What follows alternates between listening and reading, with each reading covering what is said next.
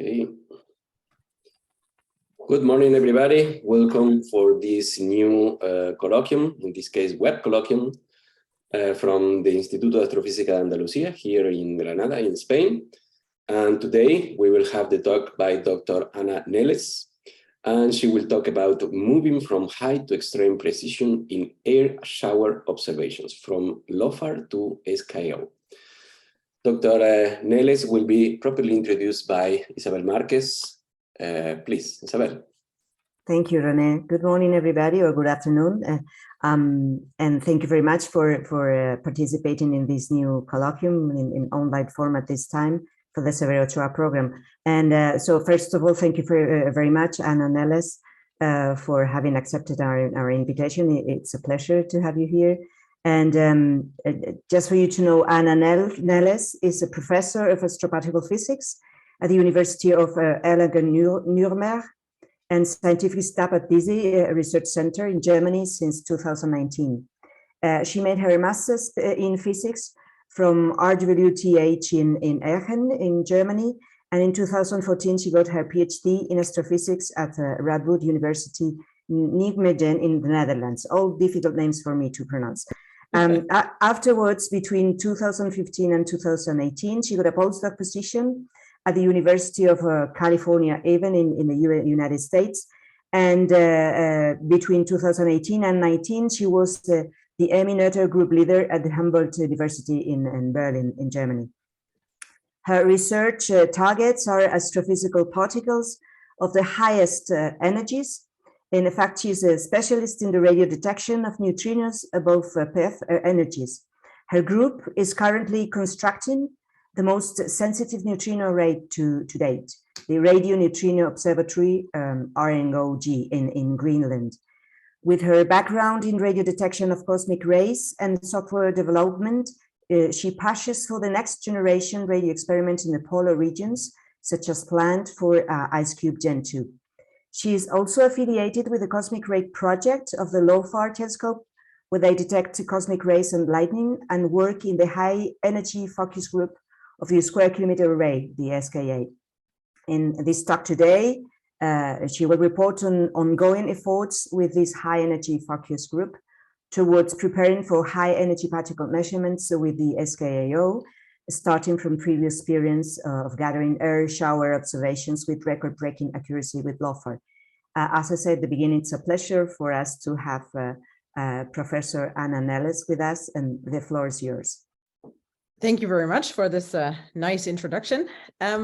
Yeah, so today, I have a neutrino side of me and I have a cosmic ray side of me, and today the cosmic ray side will talk, and it will focus on something that we've been sort of thinking about and working towards for a while, of doing this with LOFAR and then moving towards the SKA. And for those of you, who are used to maybe more SKA talks showing you beautiful images that SKA can do, I thought I'll show you a top-down view of, the technical things of SKA low in Australia.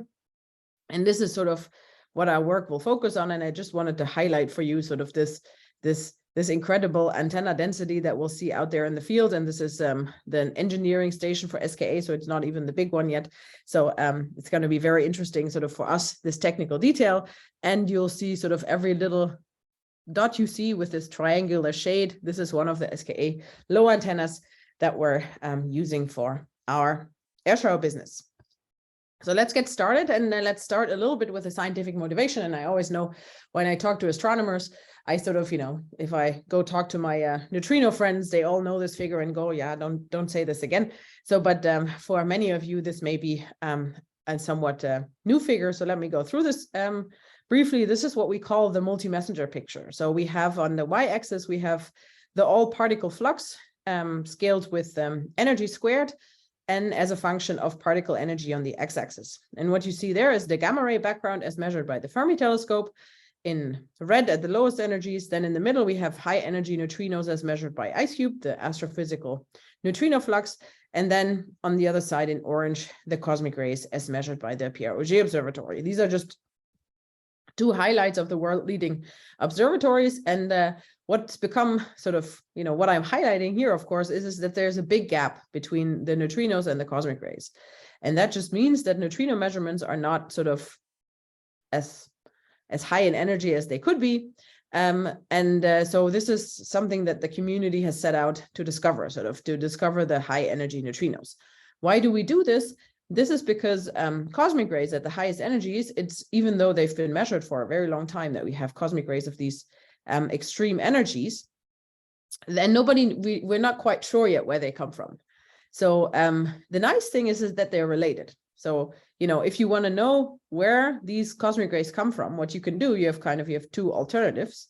You have one alternative that says you can measure more neutrinos, because for every cosmic ray that's produced at the side, the many cosmic rays at the same side will interact with surrounding media, will make pion production that produces neutrinos. So if you're interested in where are the sources of ultra high energy cosmic rays, you could measure the neutrinos. And the neutrinos, since they're neutral particles, they travel in straight lines to you. So measuring neutrinos would point you to the sources of ultra high energy cosmic rays. So you could do this. So this is what my one half does, but you can also do the other side. You can measure cosmic rays with better precision. And this is where this talk will focus on today, is sort of how do we measure cosmic rays with better precision, and how do we get to a point where this may actually help us understand the sources and pinpoint the sources and how we do this. So this is where I'm scientifically coming from. Sort of my work really centers around finding the sources of ultra high energy cosmic rays, and finally putting this to rest, that sort of whenever somebody claims something that people go, but there are theoretical arguments against this, so we need better data. I'm an experimental, really an experimental person, so I build the detectors that hopefully help us get there. So how do we do this? Let's start with something. So, I talk about SKA, so I talk about radio, and I do not use sort of SKA or LOFAR to make images of galaxies and other objects. I use radio signals by cosmic rays when they interact the Earth atmosphere. And that is even though it is classical, it is sort of quantum electrodynamics, it's not classical textbook physics. So let me start with what happens there. So you have a cosmic ray that comes in, and the cosmic ray has such a high energy that for the cosmic ray, a charged particle, maybe a proton, maybe an iron particle, we're not so sure, that comes into the atmosphere, and it has such a high energy that the atmosphere is not transparent. So we'll basically crash into an air molecule and into a nucleus, and it will make what we call an air shower. And that's just a cascade of secondary particles. And in every one of these showers, you always have a hadronic component, and that's just your protons, your neutrons, and sort of all the hadronic QCD stuff that's going on. Then you always have a muonic component. Those are the muons from air showers. And if you have a spark chamber or something in your institute, all the nice little tracks you see there are the secondary muons from air showers. And then every shower has an electromagnetic component, and that consists sort of from neutral pions decaying. You will get gamma rays and electrons and positrons, and these form an electromagnetic shower. And every shower of an air shower has this electromagnetic shower, and this electromagnetic subshower gives rise to radio emission. How does that happen? So you need, and we know this now very, very well, which is quite nice, you need 3 ingredients for this to happen. And I'll give you a brief overview and then go into a little more detail. So, when you have a shower, you need 3 ingredients, one being the Earth magnetic field. So if you have a shower come down and all the electrons and positrons in your shower, they feel the Lorentz force, and then sort of one half goes to the left, so to say, and the other half goes to the right. That's one ingredient. So, then you get a charge separation, and that already sounds a little bit like electrodynamics and potentially radio emission. Then you have the next thing, and that's a particle physics process where you get a charge imbalance, sometimes called the Ascarian effect in air showers, where your shower sort of develops in the atmosphere and it sweeps up electrons from the surrounding medium. And so then your shower front ends up being negative and the ions are left behind. Why only negative? Because we don't have positrons in our atmosphere. So there's no positrons that the shower could collect. So it only collects the electrons. So again, here you get a charge separation that comes to it. And then you need, in order to fully understand this, you need to take into account the index of refraction, because in air, even though it's very, very close to 1, the index of refraction is not precisely 1. So that means that you get sort of compression effects at the Cherenkov cone that sort of where it can lead to the fact that the shower is actually faster than its emission. So if you look at this figure here in the geometric path, it's quite clear which one of these two paths is slower. But in time, it actually may be that this one that looks much shorter here is slower. So those three ingredients do we need. So what happens there in detail? Just to go over this again. So for the geomagnetic effect, you have an incoming particle in the magnetic field, and depending on its charge by the Lorentz force, one goes to one side and one to the other side. If you just have a single particle, not a lot happens. But if you take many of them, you sort of take you just think of it as, okay, this happens in your shower, and then in the shower sort of gets a negatively charged and a positively charged half. That whole thing, this charge separation that you get is a number of particles as a function of height above the ground. And here's sort of something, just a little sketch of this. So you see the number of particles as a function of distance traveled through the atmosphere, and you can see sort of how they'll get a lot and then they decay again. So this whole thing, what you basically have, you have a dipole developing. You have a dipole, that grows as you have many particles and move out, and then it sort of decays again, this dipole. And this changing dipole, you can also model as a current, and the current changes as a function of height and time. And a changing current always causes electromagnetic emission. So, and if you take into account the time scale of this shower happening on a nanosecond scale, you sort of get nanosecond pulses and electric field change. Then you have the second part, and that is sort of what I call the Ascarian effect. So you have many numerous high energy photons in your shower, and the photons can just kick out electrons that are in the medium. And then sort of basically by this particle physics effect, you have an incoming photon, an outgoing photon, and then an accelerated electron that joins the shower. So if you do this along the shower axis, it's the same picture of a dipole. And of course, the more particles you have in your shower, the more photons, the more electrons it can grad it along. So it's a similar thing as a function of height and time. So then you have a current in this direction, sort of that grows and shrinks again. Again, you get induced electric emission. That's sort of on a pulse level of a nanosecond timescale. And then on top of that, sort of just another depiction of how your shower can be faster than its emission, because the index of refraction in air, it's say 1.003, which is, if you're at the speed of light, means there's significant room for particles to be faster than the speed of light. So when you then think of it, is sort of if two signals that you have arrive sort of out of phase, they'll just cancel out. That means if you take all these travel times into account, then there's a region where there will be no emission, and there will be a region where there's enhanced emission. And the enhanced emission will happen precisely at the Cherenkov cone, at the Cherenkov angle. So that's how the Cherenkov angle actually is defined, as in this medium where you'll have signals arriving in phase. So my two different pulse mechanisms have to be folded with the fact that you get some enhancement of the Cherenkov angle where they all the signals arrive in phase. So let's puzzle this all together. So it's rather complicated.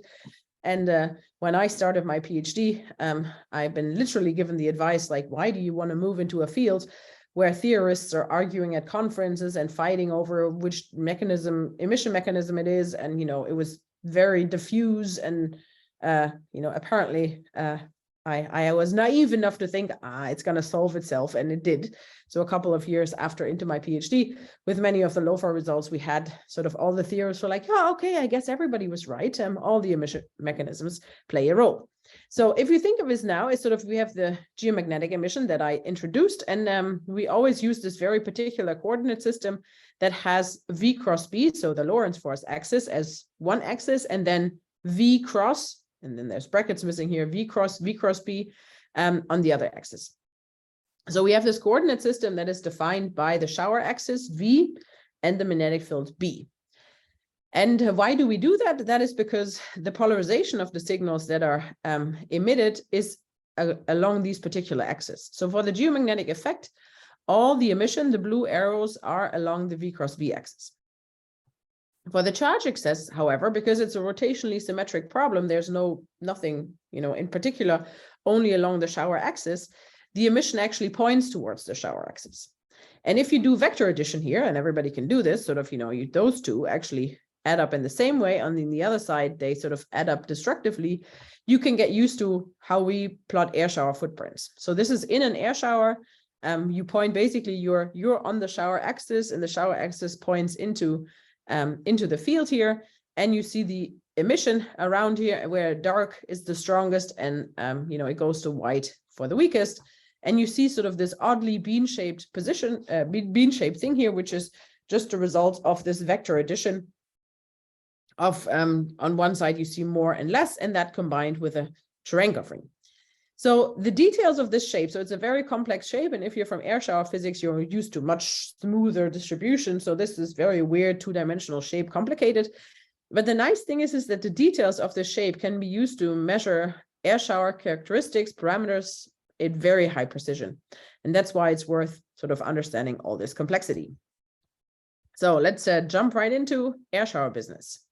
So, I wanna just face this question right on. Are we really sure that we have understood this? It happens still to me from time to time that people who've been around in this field for a longer time and sort of maybe haven't had the chance to follow the recent progress essentially just remember discussions from, say, the early 90s or the early 2000s, even saying, why do we even do this? You can't possibly be sure that you've all understood this.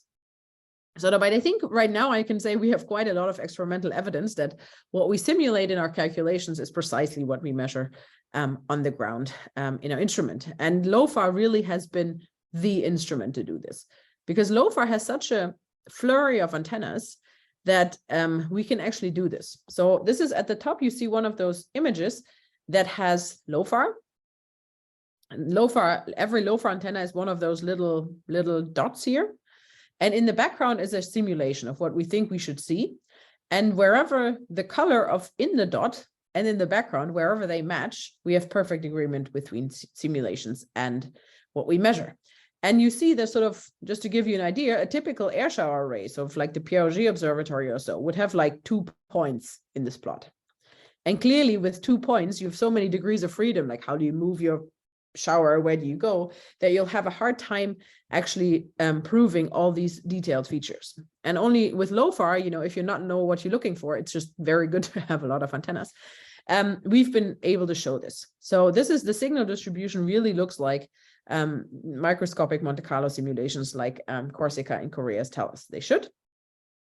So if you looked at the signal distribution and the amplitude, we've also looked at polarization, and that you see here on the bottom, the little arrows, all the little arrows point roughly in the V cross B direction, but you see a slight deviation, and that is sort of the Ascarian effect that you see.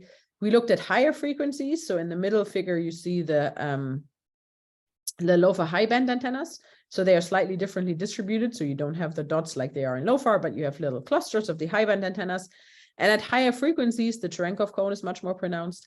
And then we've looked at also circular polarization, which is finally shown there, that also told us everything. So LOFAR really has been the instrument for us to learn how to do this. So, and the key evidence is polarization, because that is geomagnetic effect and Ascarian effect on top of each other. Again, here, just a little different graphic for the vector addition. And here, the two plots even in sort of a bit more detail, where you can see, okay, the nice match. And you can also see that sort of, if here's 0, that's where the point is. The 0, 0 is the shower of the, is the center of the shower axis. And you basically see above the 0, 0 line, little arrows pointing upwards, and above the 0, 0 line, you see little arrows pointing downwards. So with LOFAR data and with full polarization reconstruction, we can see all these interactions. And that's not all of it. I mentioned circular polarization, and how that happens is we have linearly polarized signals, but not quite, because the two emission mechanisms that we have, they stem from slightly different heights. And if you do vector addition, sort of with a little time offset, and then it's sort of, my vector addition problem boils down, because of course it's oscillating electromagnetic waves. But if you give them a phase, then all of a sudden it's no longer linearly polarized, but elliptically polarized. So if you have a small fraction of circular polarization, and that is also what we've been able to measure and show. So you see here Stokes V, a Stokes V map on the same axis. And again, the colors in the circles match very well the colors of the background.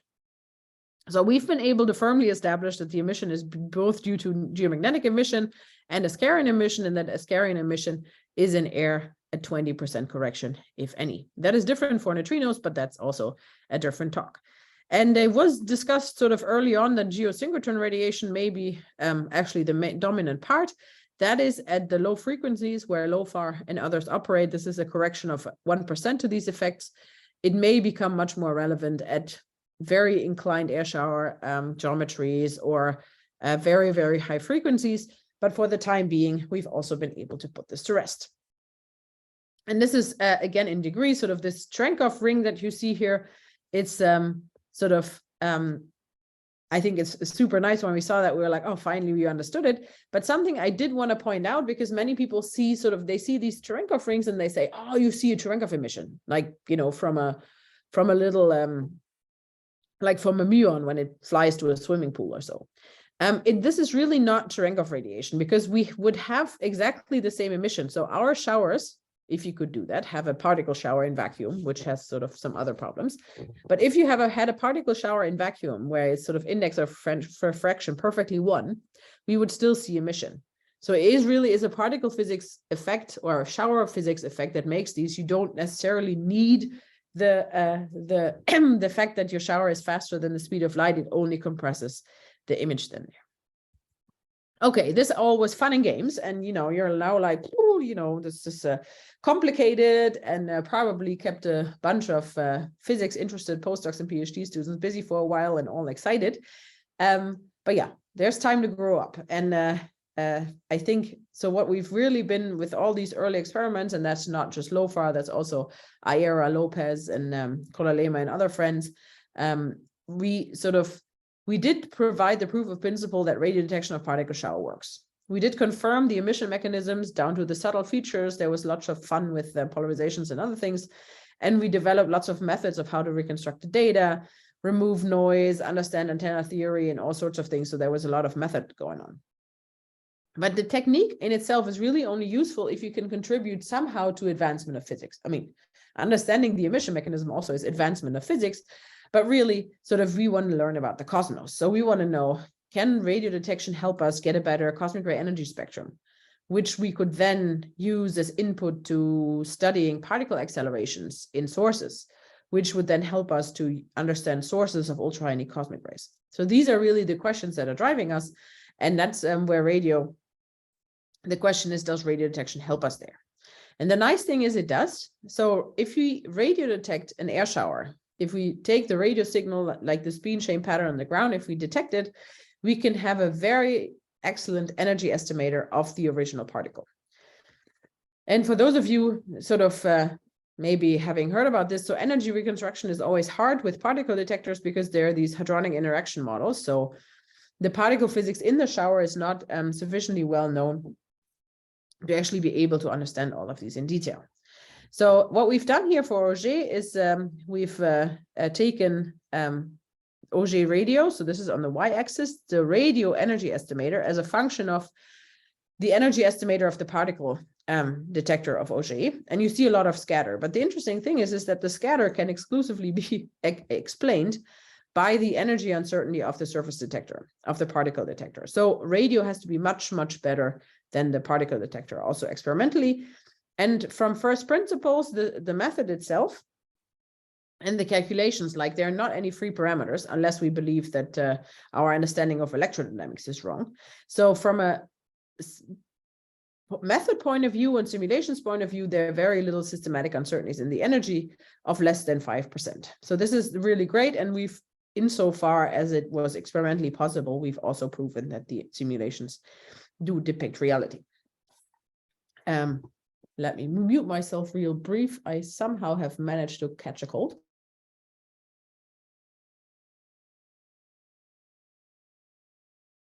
But since I didn't have to travel for this seminar, that makes it now easier to continue here. Okay, so we've shown this from simulation, and what could that do? That could actually help us to reduce systematic uncertainties between observatories.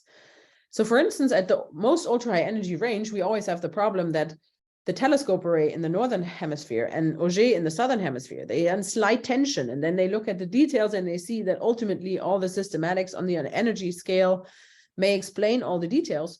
But then theorists come to us and say, look, it's all, you know, nice that you as experimentalists have all these systematic uncertainties, but we really would just like to have one spectrum that we can use to put it into our models and not, you know, always think about additional systematic uncertainties that might be there. So with radio, you could do this. You could beat down many of these systematic uncertainties. And so we've just done a proof of principle work here where we've taken the Auger energy scale, which is the green one, and plotted on top of the LOFAR energy scale, the purple one, just for consistency, and you see they all match up. So this is, very early work just showing you that works. And my colleague Catherine Mulray is actually working on an array that we may bring to these observatories to do this on a high precision base. So that would be great for radio detection. So energy estimation is great. It is also great that the radio pattern is very sensitive to the particle type. And I always say X max, that's sort of our parameter, but basically that's a proxy for the particle type. So you see this here geometrically, it's sort of if a shower is higher, the footprint is larger and more spread out. And if it's closer, it's sort of smaller. And basically we can say on average, proton particles go deeper into the atmosphere. So they're closer to the ground. So they'll on average be smaller. But also have more spread. So, and then sort of, you can basically by saying on average statistically where they are, where you would sit. So then here, this is illustrated. You can see here, these are sort of the world measurements. And this is the predictions for iron are the red lines. So this is a function of energy, this expect max parameter, and the proton predictions are there. And the world measurements are somewhere in the middle, which is, it just means some mixed composition at the highest energies. But if you look at the details, the interesting thing is that the blue points from LOFAR and the black points we've published earlier, they're actually a little bit in tension to these stars here from Auger, which is the world leading measurements. Nobody really knows why, but the one difference is, of course, the methodology, radio versus fluorescence detection, but it's also northern versus southern hemisphere. So there's maybe potential for a radio measurement on the southern hemisphere to see whether the Auger measurements can be reproduced, and it may still be something related to the hemisphere. How do we do this? Let me just show you this real brief to give you an idea better. The estimator of the mass. So if you have a proton that, for instance, would make, such a footprint on LOFAR, this is the central LOFAR core with all the antennas. And if we had this in iron, that would make maybe such a footprint. So, but what we have is just the data there. So what we then do is for every event that we've detected, we make 30 simulations that covers the entire range of options for our shower maximum. So we simulate all of these footprints 30 times. And we fit this to the data, including all sorts of system responses. And then we optimize here. This is a reduced chi-square fit. We look for where is the optimal X max that describes this. And this is sort of then for the fit how you do this. It gives us a very good estimator for the mass, but it's currently very brute force and computationally expensive because every one of these simulations takes a week. So this is also due to the fact that the LOFAR antennas are so oddly organized that sometimes you just miss having them on the right corner of your shower and these things. So you need lots of interpolation and lots of work to do. So an array with better antenna coverage would allow for many more elegant solutions at this point, which again is another hint why we may like the SKA. So what are our future plans with LOFAR? So right now, LOFAR does provide world-leading measurements in air shower composition that are sort of interesting for theorists, but we want to increase the statistics. And since at LOFAR, people are very worried sort of about us, not reading data directly, we have to send triggers, and we send these triggers by a particle detector array. And this particle detector array is has currently been enlarged, and it's being commissioned right now, so that we may actually be able to get better data. And then there's this whole LOFAR 2.0 project in which we could even envision using low band and high band antennas together. So there's still a lot of stuff going on at LOFAR, and I'm excited for this to go forward. But let's look at sort of the global neighborhood of what's going on. You see here in blue, you see LOFAR, and the other ones are sort of, I mentioned this before, many of them are the dedicated air shower arrays. So you see this here, like Kodalema was one of the early ones. Lopez was very small, and you see in green, you see Aera, it's one of the bigger ones, but you see there, all of them, they're very, very sparse. So in a way, LOFAR and even more so SKA, they're very different. But that's, of course, what also makes them exciting for us, a very different instrument. So this is my air shower detection with the SKA. And I think, after this, I can just stop because it's just, for us, it's just going to be insane. But insane at the same time in a scary way and in a good way. So because this is the exact same air shower simulated for LOFAR, and if I ask my colleagues at Auger, they'll already tell me, oh, LOFAR has an insane amount of antennas. And the bottom here, it's for the SKA. And while the small figure already looks nuts, you zoom in and you realize, oh, every one of these big points is actually a station of so many antennas. That means all this interpolation and putting things in the background and seeing how this works, you know, I can give you pictures and by eye you can tell me like, oh, this one works, that one works, the other one works. So this is basically just having simulations like these tell you why SKA will move air shower observations from like great high precision to, yeah, ultra high precision. I don't even know. I'm running out of adjectives to go there. So what will we do? So that is, yeah, well, next to more antennas, that was very obvious. SKA also has a much better frequency coverage. So the LOFAR low band antennas only go from 30 to 80 megahertz. The high band antennas have a couple of very technical details that don't make them so suitable for us. So we basically restricted to 30 to 80 megahertz. And with the SKA antennas, we could get 50 to 350, which would be great. There are many things in the frequency slope that we could study. The SKA has enough antennas to actually use the raw data directly. As I said, no interpolation, no fitting.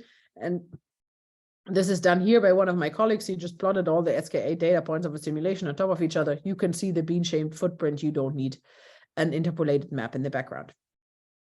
It is an extreme challenge for cutting-edge data science, though, I have to say. It's sort of, you know, it's not going to be easy.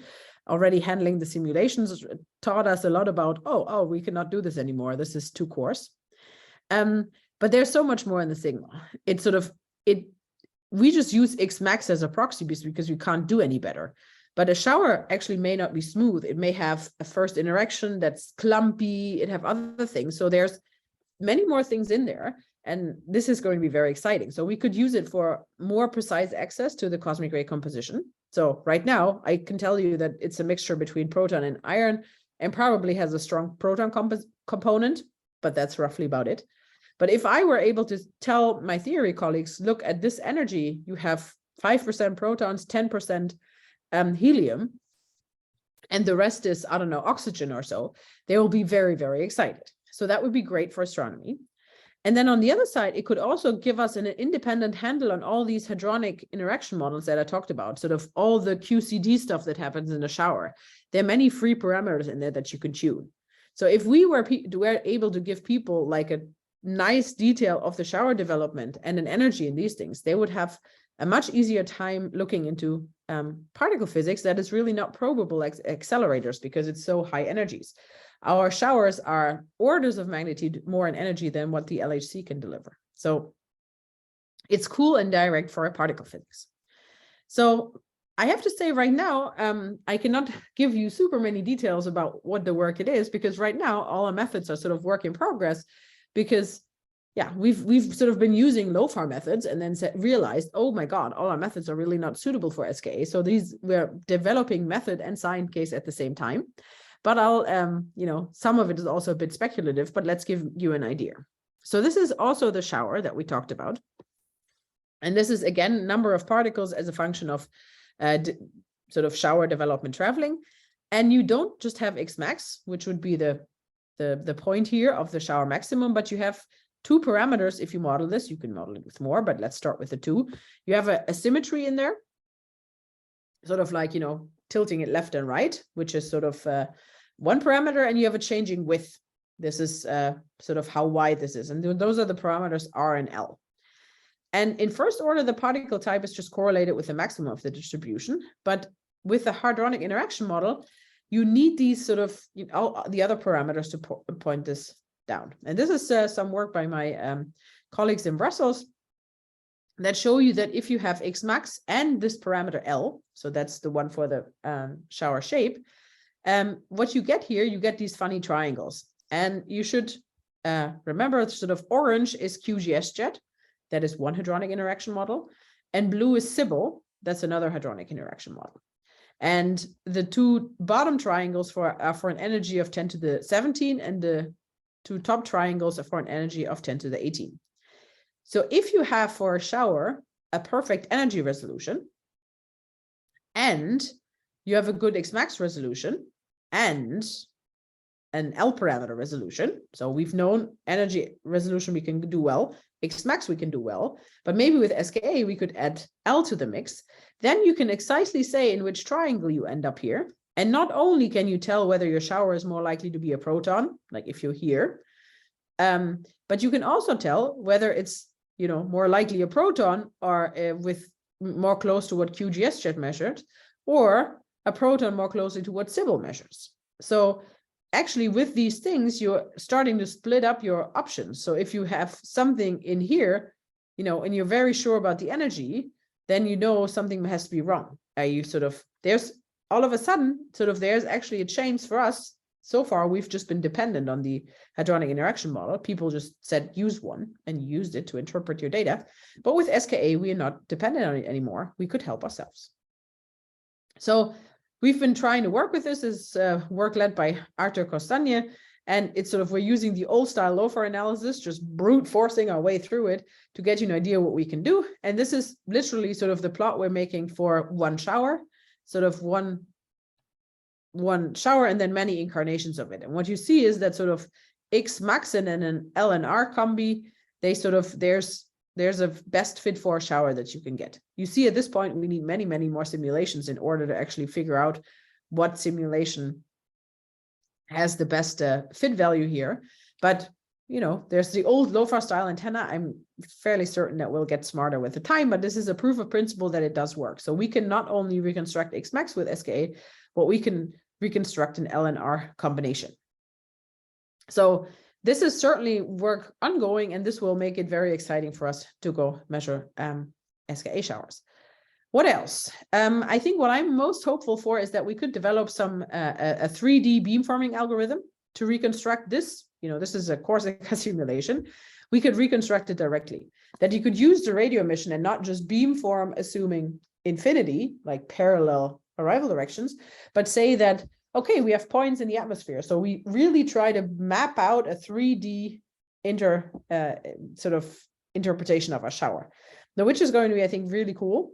But right now I really was like, how can we not just, find out a 3D image? We can't do it right now. It's just so much data and the methods are still under construction. But I hope that in some future, we can, at least from a simulation point of view, show you what we think we could achieve in a 3D beamforming. Talking about 3D beamforming, I really couldn't help but shortly digress into you really never know what's coming. So when we worked on LOFAR, we realized that actually thunderstorms, they influence our air showers. So when we measure air showers in thunderstorms, they don't look like they should, which is a long lesson about observer bias of us just going, oh, those are the weird ones, put them on a pile. I don't know. Until somebody realized, oh, all the weird ones are during bad weather. Oh, what happened? Oh, electric fields in thunderstorm. The electric fields interfere with our air showers. So that was great. So that was what got us interested in, so what happens with all this radio stuff in air showers? And then due to a couple of cool connections, we actually figured out that LOFAR is the world's most powerful lightning interferometer. So you see here at the bottom, you see a 3D image of a lightning strike. And this is the world's best resolution in time and space, and it's just great. And especially Brian Hare, my colleague from Groningen, who's leading this, is doing excellent work in actually understanding or answering many questions that have been unanswered in lightning physics for a long time, just because they didn't have the right instrument. And, we just happen to be experts on how to use LOFAR. So that's how I, as an astroparticle physicist, ended up leading really answering atmospheric research questions. So it's super interesting. You can, if you listen to Brian Hare, he could talk about this for hours. You have this very complex structure, and these are, if you, for all those recorded things, you can put on pause and you just ponder about this for a while. This is, at east, west, north, south. This is a 3D image cube and then projected onto what you have there.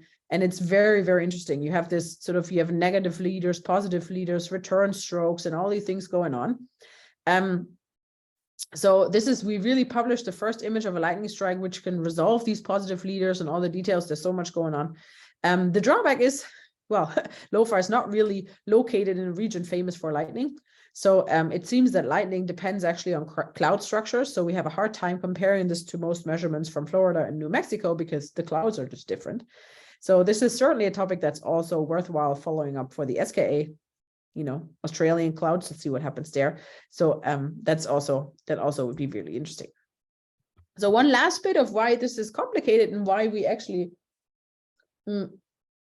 need to understand so much about our instrument is that when we detect air showers, we search for a very broadband nanosecond scale pulse. It is typically detectable at PeV energy, so 10 to the 15, and that means you get, if you're lucky, you get 1 an hour. So we look for very rare bursts, but then if they come there, they are relatively strong signals, and you need at least sort of a sampling speed of 200 megahertz. You want full waveform sampling. You preferably don't want to burn so much power on this, and you can measure all the time during all weathers. And this is just showing you how technology has advanced. So this is how air shower radio signals were discovered in the 60s. You see here this little oscillation from the timing. You see a little clock that ran in the background. So, this is a photo. So they took every time they have a trigger, you take a photo and then you start counting oscillations. And what you see here, those are these little blippy things. Those are particles. Particles come early. They're faster than their emission. And this little pulse here that comes is the radio emission. Though this is how they were discovered, and clearly, with those technology, I can see how people in the 60s said, oh, this is never going to work. This is the LOFAR equivalent, fully digital and fancy triggers and everything. So technology has helped us a lot, but it's still a challenge because we can't integrate. You have a single pulse. You have a single shot at this, and you see here, the scale is in microseconds, so it's over in far less than a microsecond. So, and then the other problem is, unfortunately, a lot of things make radio pulses. So if you just set out to look for radio pulses, you would find a lot of things. And this is something that I brought sort of from my neutrino world. This is a plot where every dot here corresponds to one trigger, and this experiment only triggers roughly every minute. So, and the correlation here, this is a template search looking for the signal correlation that you expect from air showers, and telling you that all the purple ones here are the cosmic rays, and all the white ones are not. But you see all these stripes in here. These are sort of all the radio interference you get the radio noise, and you get all of this. So there's a lot of stuff going on. Why we can't just take SKA and say, go detect air showers, but we need to do a little bit more, because otherwise we'll be swamping all the data pipelines.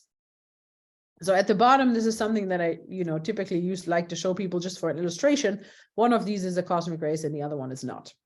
So, by eye, we can, if you're in the room, you can do a show of hands. People usually get it 50-50, but you do need sort of aggressive data analysis methods to actually tell these apart. And then just to, spoiler alert, that one is no cosmic rays and the other one is a cosmic ray.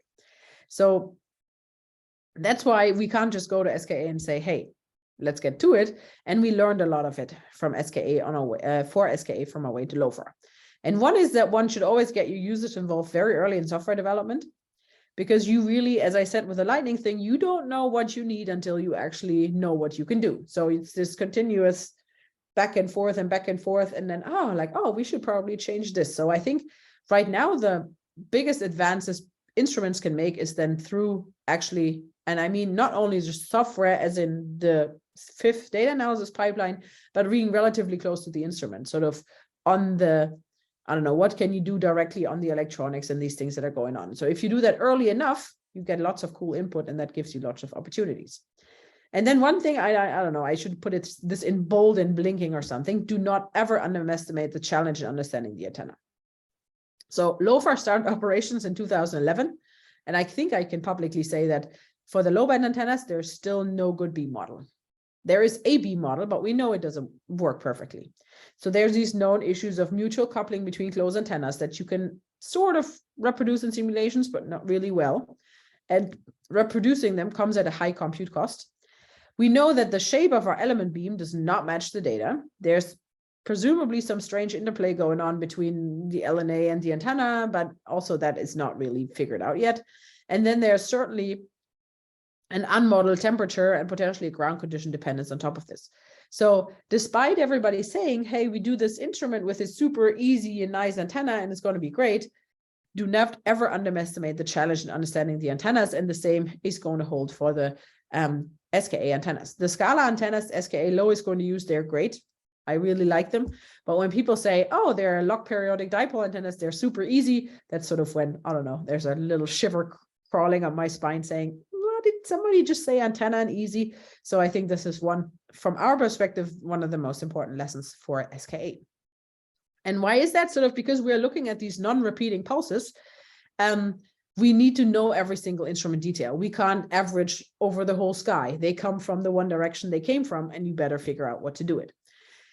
I think we've learned a lot about this, and sort of there's a lot of fun going on because we do galactic emission calibration, and then basically looked at every single, what you see in the graph at the bottom, sort of detail of the system. So we looked at the LNAs, the coax cable, the receiver units, the ADC. So we, I think, turned everything upside down, which is, I think the upside of this is we can use our data, I think, ultimately to calibrate the instrument. So this is something that me, Justin, and Clancy, my colleagues, have written up on a small SKA note, sort of, how can we actually use the stuff that we're doing to make astronomers profit from this? And I think this is something that, it comes out of our work anyway.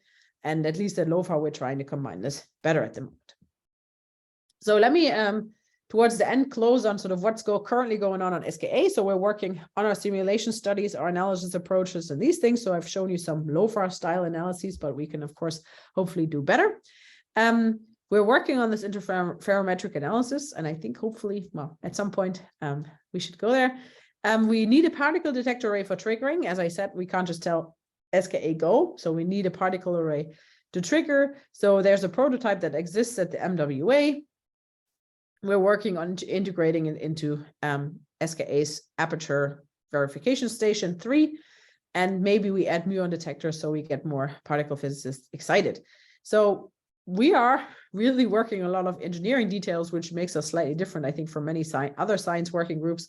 But for me, at least, it's been fun to do this and actually try to get in early and get technical details right early. So that brings me to my conclusion. So I've walked you through how we hope to get from LOFAR to the high precision measurements with SKA that we can then use for multi-messenger astronomy and particle physics. We hope to help get to the bottom of the sources of the cosmic rays. Sort of the radio detection is already leading in precision, but SKA really will knock it out of the park. And I left you the little colorful picture there. I just love it so much. That's great. It may also help in understanding air showers, discovering particle physics at the highest energy, which I think makes SKA also a great sort of instrument that actually sort of does have interdisciplinary aspects, even though it's mostly targeted for radio astronomy. So thank you all for listening, and I'm happy to take questions.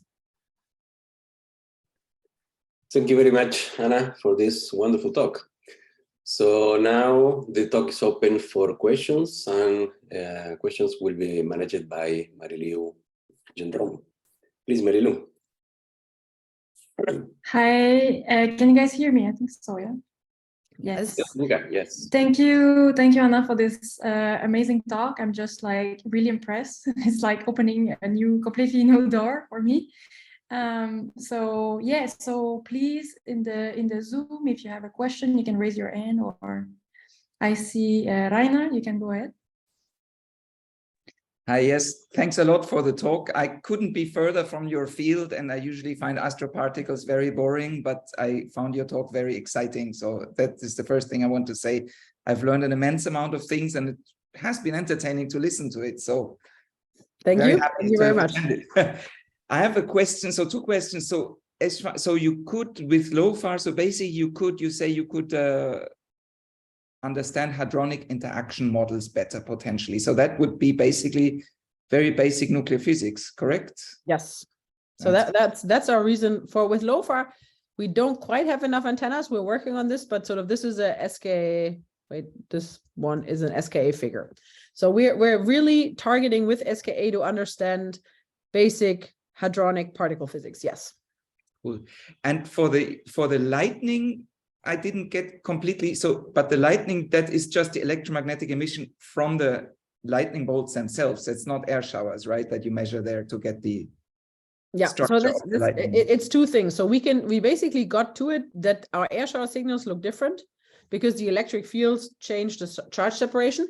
But then we actually looked at the lightning itself. But so interestingly, so if you said the lightning bolt, what we know as the lightning is just here in this figure, what's labeled return stroke. Mm-hmm. This is just what we see is sort of this one thing that connects to the ground that then sort of lights up.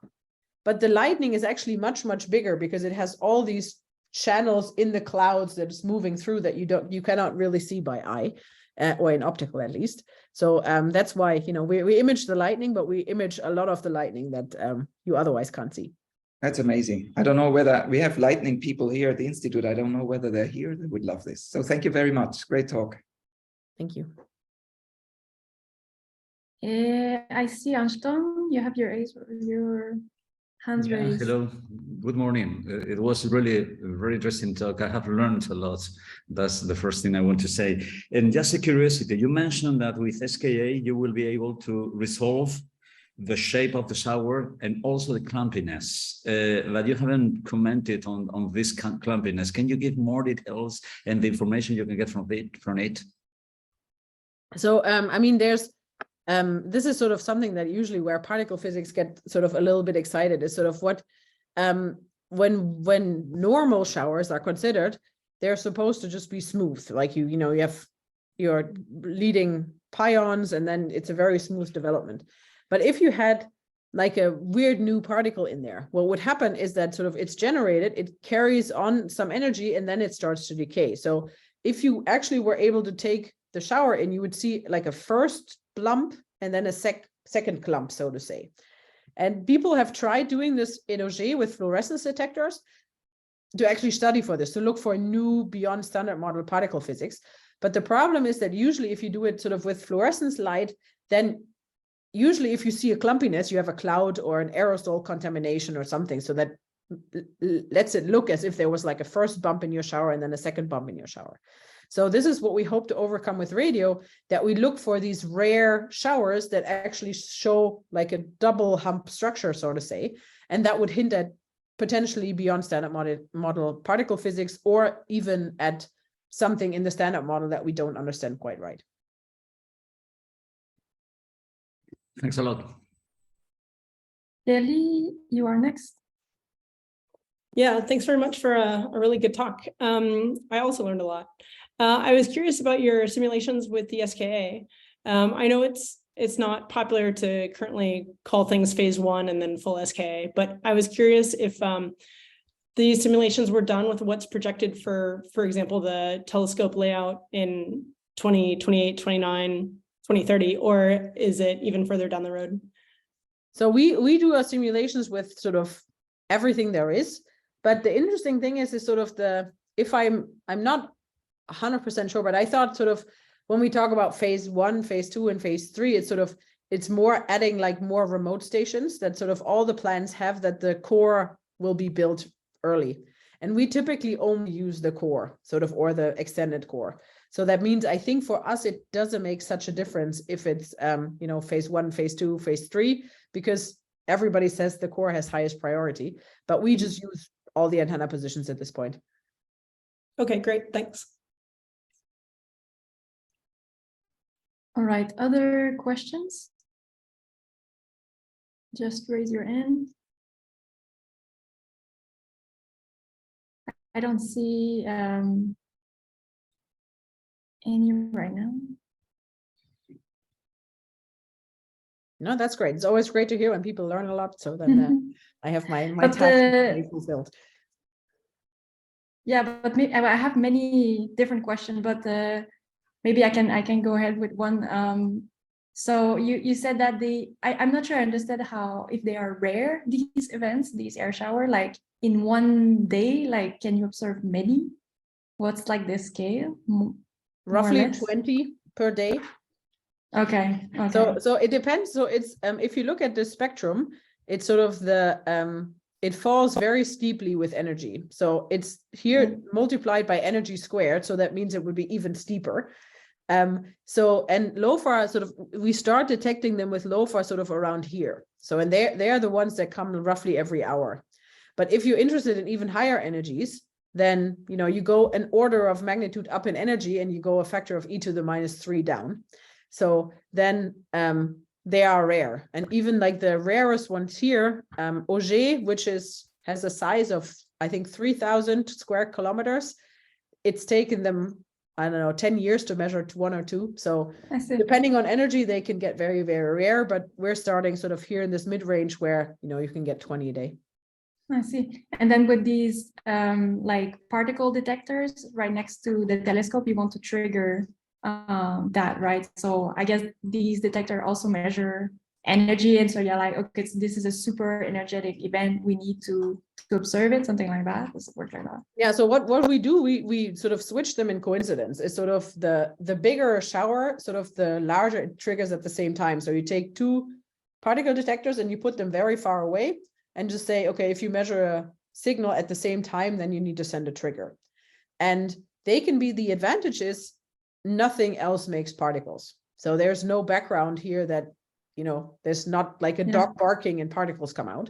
Yeah. So you can use very, very simple particle detectors just as a trigger. So they don't give you a lot of information about the shower. They just told you, hey, I measured, I don't know, 2 muons and an electron. So then you can say, okay, as a trigger, this is plenty of information. You can, of course, think about beefing this up. And this is, I think, what I sort of put here, is that we can think of potentially shielded detectors for muon measurements. So you can, these are very simple. It's just plastic scintillator with a couple of silicon PMs to read them out. You can make them more complicated, so they'll tell you really how many particles and what flux, and you could use this as an independent measure. But you can also just go for the variant that says, oh, we just need it as a trigger so that we don't send readouts to SKA, swamp the data pipeline for something that's not worth it. That's it. And if I may, I don't see any more questions. I will continue with one last. So I understand that this technique is good to understand the energetic or reconstruction and the mass and all of these things. But what about where they come from in the sky, like the spatial resolution, I guess, something like that? So from an astronomy perspective, we're terrible. So we can do sort of half a degree, which usually by astronomy is like, where your telescope's pointing. But the arrival direction itself also doesn't tell you so much on a fine scale, because they're charged particles. So that means anyway, to that degree, there's probably from the extragalactic or galactic sources, there's a deviation from a couple of degrees anyway from the source, because the charged particle has been deviated in the magnetic field. So there's not such a huge focus on this, because they'll help us with global anisotropy, but for global anisotropy, 1 degree or half a degree is plenty.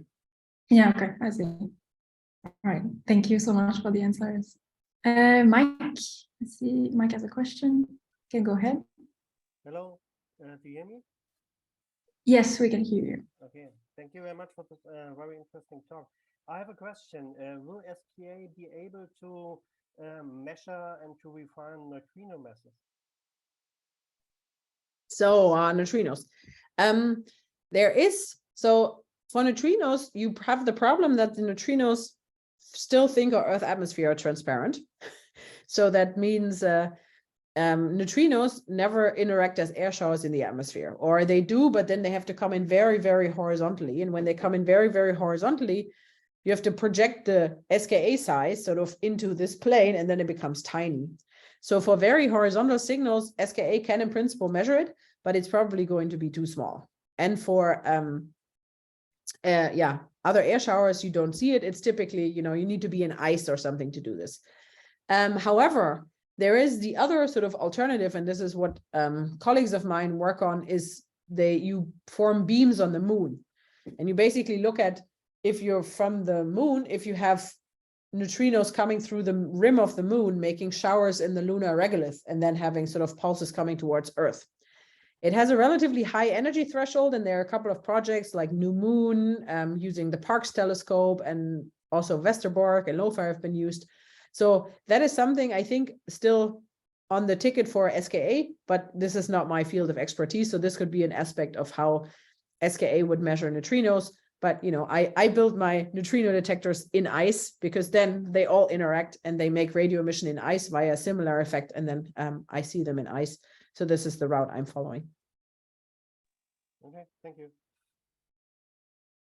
Thank you. And Dulcie, other question?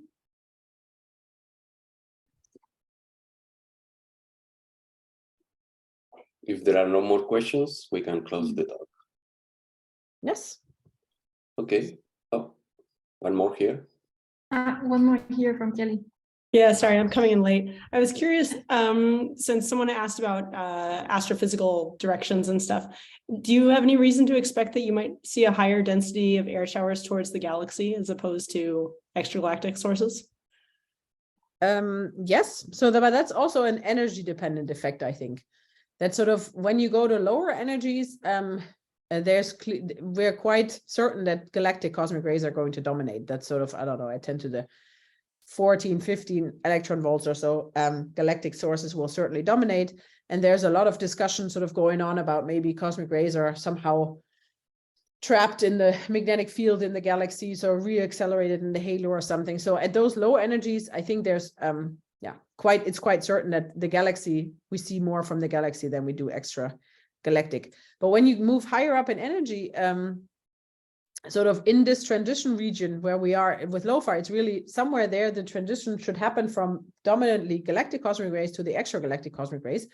And this is known by, I think most prominently by the measurement by Auger, showing that you measure an anisotropy. And the anisotropy you can only explain by the sources being extragalactic, with sort of the Earth moving in the interstellar space rather than in the galaxy. So we know that at the highest energies, they have to be extragalactic. So they have to be, I don't know, maybe AGNs or something. And then at the lower energies, galactic. And then somewhere in this transition region, this is where SKA and LOFAR are great. And there the composition helps, because you expect sort of, I don't know, that it changes from, if you're proton dominated, that should be from somewhere else than if it's iron dominated or something.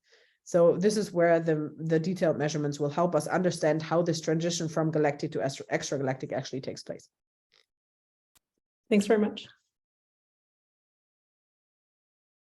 Thank you. One last question, or